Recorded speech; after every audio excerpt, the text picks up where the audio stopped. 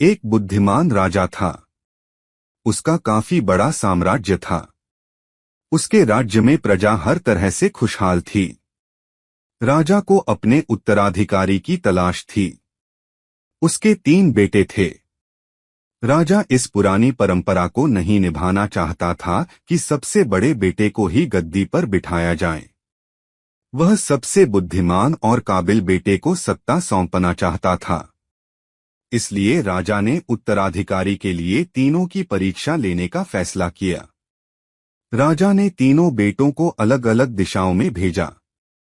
उसने हर बेटे को सोने का एक एक सिक्का देते हुए कहा कि वे इसे ऐसी चीज खरीदे जो पुराने महल को भर दे।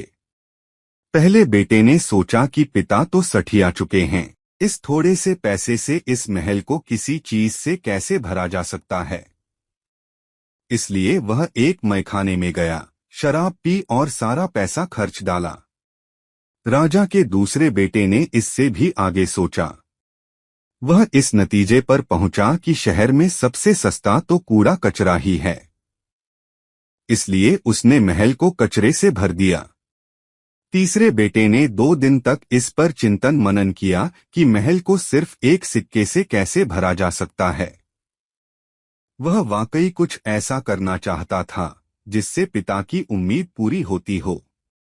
उसने मोमबत्तियां और लोबान की बत्तियां खरीदी और फिर पूरे महल को रोशनी और सुगंध से भर दिया।